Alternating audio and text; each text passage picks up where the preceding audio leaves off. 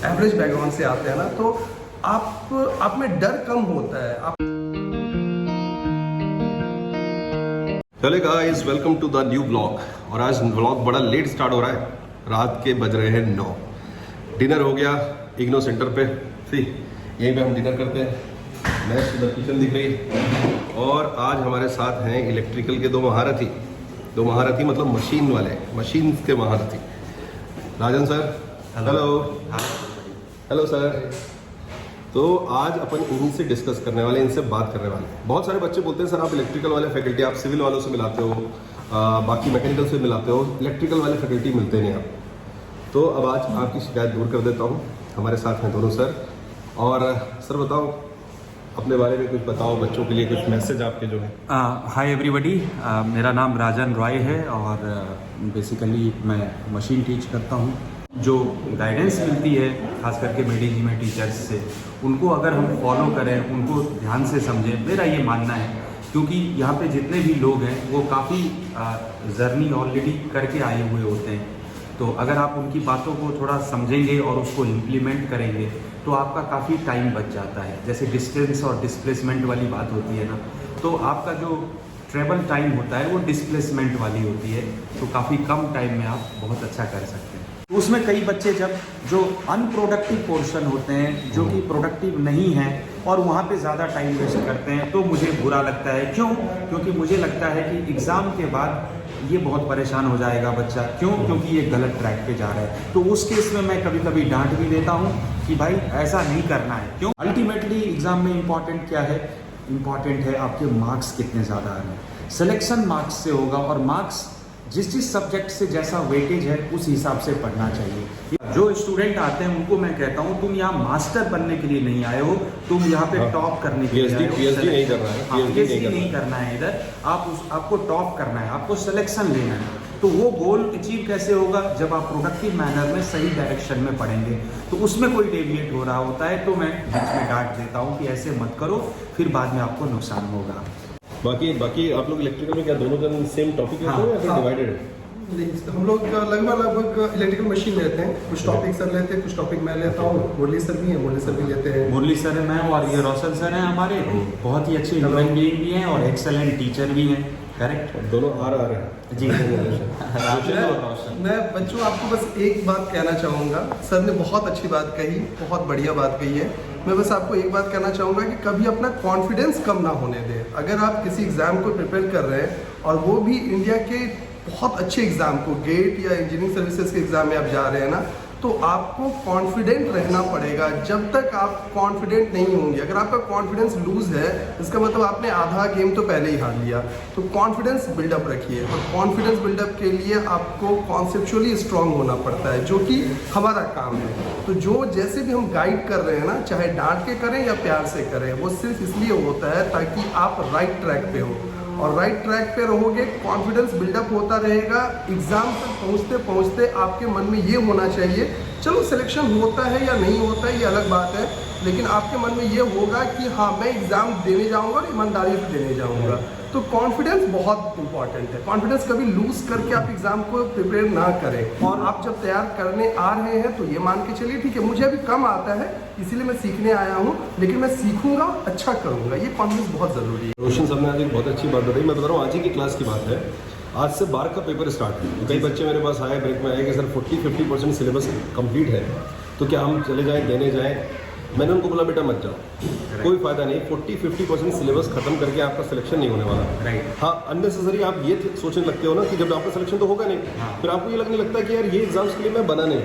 फिर धीरे धीरे आपका कॉन्फिडेंस जाने लगता है। फिर आप स्टार्ट करते हो ईएस के लिए, फिर बाद में गेट भी नहीं होगा, फिर सोचते हो यार जूनियर इंजीनियर, सेक्शन इंजीनियर और लोअर पोस्ट की सोचने लगते हैं। Exactly sir, exactly. बहुत जरूरी है अपना कॉन्फिडेंस कभी भी जब एक पॉइंट और कहना चाहूँगा। एक्चुअली मैं बार के साइंटिस्ट था, तो मैं थोड़ा सा अपना एक्सपीरियंस शेयर करना चाहता हूँ इसी कॉन्फिडेंस पे। बार से पहले मेरा पीजीसीआई और एक दो और पीएसयूज में हो चुका था। जब मैं फाइनल ईयर में था, इंटरव्यू देने गया, तो मैं कॉन्फिडेंस की बात इसलिए कह रहा हूँ क्योंकि मेरे पास ऑलरेडी जॉब था, तो मुझे डर नहीं था किसी चीज़ का। और मेरा बार का इंटरव्यू मेरे हिसाब से मैं कह ही नहीं सकता, 1 घंटे 50 मिनट का मेरा इंटरव्यू था। जब मैं इंटरव्यू दे के निकला तो मैं शॉक था, क्योंकि उसी टाइम में मेडिकल का मिल जाता है तो आपको पता चल जाता है कि आपका हो गया सिलेक्शन।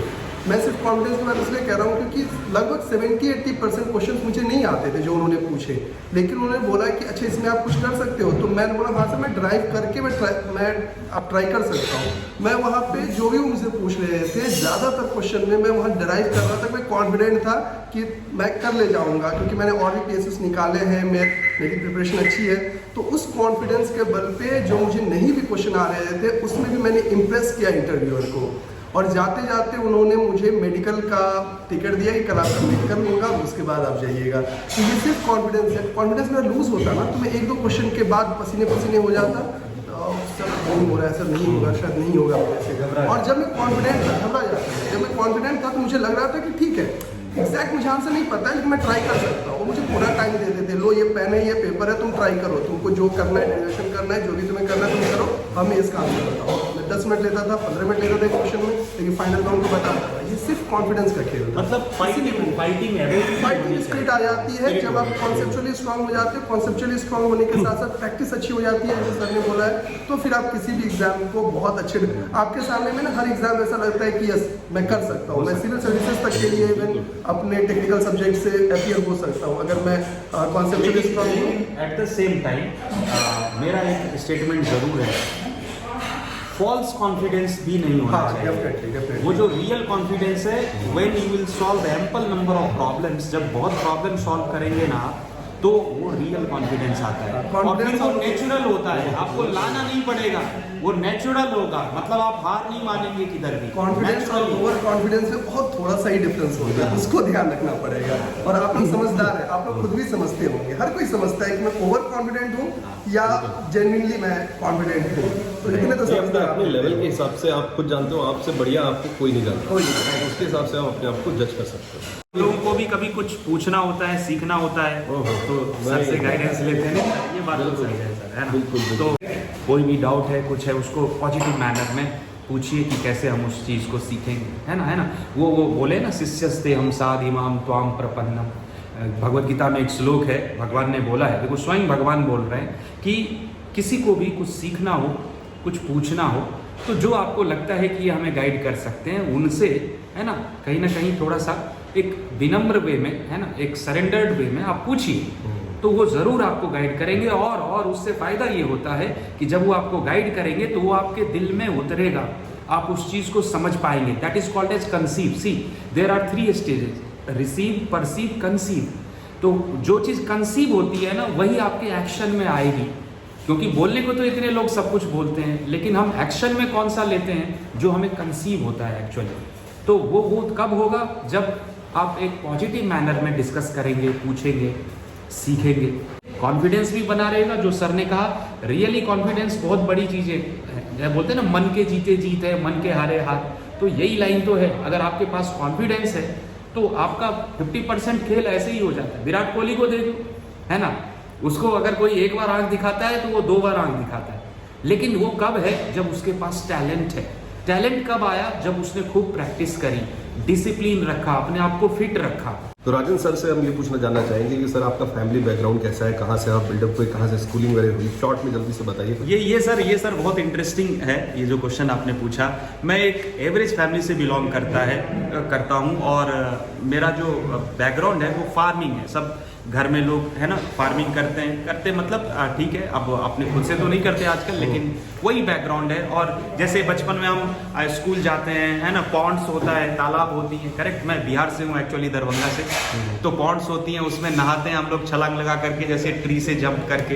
तो वो सब लाइफ हमने जी है। चाइल्डहुड डेज बहुत ही अच्छा था, क्रिकेट खेलना, बैट नहीं है तो, है ना, टूटे हुए बैट से खेलना, वो सब सारी चीज़ें हमने वहाँ से करके फिर फाइनली यहाँ तक पहुँचे हैं। और उसमें एक सबसे अच्छा पार्ट ये होता है कि जो पेरेंट्स का मार्गदर्शन है, उनकी जो उम्मीद है कि चलो ठीक है तुम कर सकते हो और करो, वो बहुत हेल्प करता है। जो हमारे फ्रेंड सर्किल होते हैं उन्होंने काफ़ी गाइड किया, जो टीचर्स थे जिनसे मिले उन्होंने काफ़ी गाइड किया।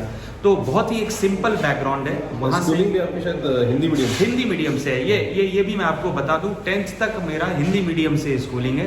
और जैसे जैसे गांव में होता है, बेसिकली मैं गांव से हूँ, समझिए, बिहार के एक छोटे से गांव। मतलब ये अच्छी बात है ना कि सर बहुत छोटी जगह से निकल के यहाँ पहुँचे हैं, इंडिया लेवल के इंस्टीट्यूट पे, ऑल इंडिया लेवल में बेस्ट इंस्टीट्यूट पे। मतलब एक मोटिवेशनल फैक्टर है बाकी लड़कों के लिए भी, स्टूडेंट्स के लिए जो तैयारी कर रहे हैं कि आप भी मेहनत करके यहाँ पहुँच सकते हैं। मेहनत है तभी तो यहाँ है सर, बस है ना। मेहनत है, डेडिकेशन है, इंटेंशन आपका सही है तो पूरी प्रकृति आपके साथ हो जाती है। मैं सही बता रहा हूँ, कोई डायलॉग नहीं मार रहा, but it is right what I feel. Roshan sir अपने बारे में बताइए कुछ। बहुत कोइंसिडेंस है कि मैं और सर दरभंगा से बिलोंग करते हैं। आप लोग क्या बात है, इलेक्ट्रिकल भी सेम और दरभंगा भी सेम। हमारे गांव में बहुत ज़्यादा डिस्टेंस नहीं है, हमारे गांव के बीच में मुश्किल से हार्डिंग चलाता है 8 to 10 किलोमीटर्स का 8-10 किलोमीटर डिफरेंस होगा लगभग। और मेरा भी बैकग्राउंड लगभग वही है जैसे सर ने बताया। अच्छा, इस बैकग्राउंड का एक खासियत बहुत अच्छा ये होता है ना कि जब आप एक पूरे एवरेज बैकग्राउंड से आते हैं ना तो आप में डर कम होता है, आप में हारने का, गिरने का डर कम होता है। तो ये मुझे लगता है कि ठीक है, कहीं ना कहीं एक पॉजिटिव भी है, क्योंकि हमें ये रहता है कि ठीक है, हम जिस बैकग्राउंड से हैं वहाँ से अगर हम आगे बढ़ रहे हैं, आगे बढ़ने में अगर कहीं थोड़ी रुकावट भी आएगी ना तो हमें एक हौसला रहता है, यहाँ से हम आगे ही बढ़ेंगे। एक अंदर से एक मोटिवेशन, अच्छा मोटिवेशन रहता है, खोने का डर नहीं, खोने का डर कम रहता है। तो ये भी एक पॉजिटिव, कुछ खोने का डर नहीं है। और जो भी अचीव किया वो हमेशा प्लस साइड में, मतलब जहाँ से थे वहाँ से और बढ़िया होता है। तो चलो ठीक है, थोड़ा बहुत हल्का बीच में डाउन भी आया तो उतना बुरा नहीं लगा। In better conditions.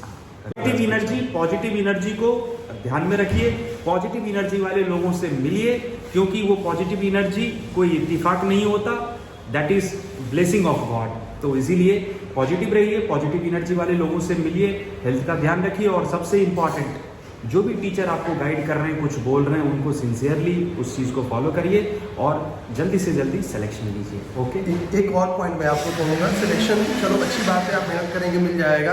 कोशिश करिए कि लाइफ में एक अच्छे इंसान बनिए, क्योंकि सिलेक्शन होना ना होना, एग्जाम में एक सीट कम होना बढ़ना, ये सब तो लगा रहता है, लेकिन अच्छा इंसान होना अपने हाथ में होता है। तो दोस्तों, होपफुली आज का ब्लॉग पसंद आया होगा। Thanks a lot to both of you, Thank you. Time निकाला। And all the best, all the best. रात नहीं ख्वाब बदलता है, मंजिल नहीं कारवा बदलता है, जज्बा रखो जीतने का, क्योंकि दोस्त किस्मत बदले न बदले पर वक्त जरूर बदलता है।